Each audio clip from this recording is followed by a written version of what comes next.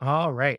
I'll take us into our next story. And this one comes from Visual Capitalist. And George, we love this because this is a visualization, the contents of which we don't really love. And that is around the world's failure to halt deforestation. So sign up for the newsletter and check out this graphic. But the world's efforts to curb deforestation hit a snag in 2022 as global deforestation increased by 4%, totaling 6.6 million hectares, a worrying 21% above the annual target set to eliminate deforestation by 2030. The bulk of this loss is occurring in tropical regions, including in Latin America and the Caribbean, highlighting a significant challenge in the battle against climate change. The political challenge there, too, is a lot of these countries are poorer economically. And then you get into the political questions of, protecting the environment, the obligation of these organizations to protect the environment when they in fact are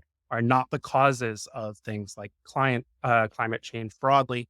But despite the dire need for funding, the current 2.2 billion annual investment in forest conservation falls quite low of the requirements, according to research. So, George, we are not saving the forests, unfortunately.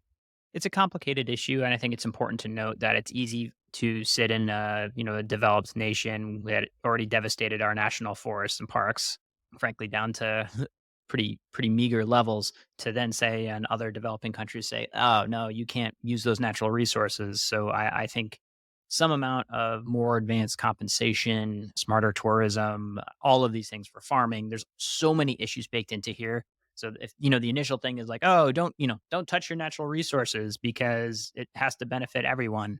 I try to balance that mindset of saying like the solution is more nuanced, but it is still alarming to be uh, losing the biodiversity necessary to sustain this planet that at that rate. It doesn't take long to get to to zero if you keep going up by these levels of percentages. So I think a good job just sort of creating this visual, and we share it on YouTube, by the way. So if you do watch us on YouTube, like and subscribe because that's things people say about YouTube.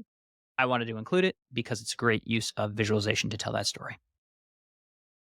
Yeah, absolutely, George. And I can plead with you. I got to attend a talk with the president of the Democratic Republic of the Congo recently. He was talking about deforestation specifically and made a commitment. The president made a commitment to tackling deforestation, but to eliminate what you're saying in the list of priorities, in addition to deforestation, the president is dealing with things like insurgency, conflict, population's lack of access to food, water, and electricity, right? So just to highlight that these countries, yes, I think they do in principle care about deforestation, but there are literal humanitarian emergencies that in many of these places that need more like urgent attention. So in that way, I do think it is in some ways the moral responsibility of more developed, more economically fortunate countries to help facilitate the protection of the forest through whatever means necessary.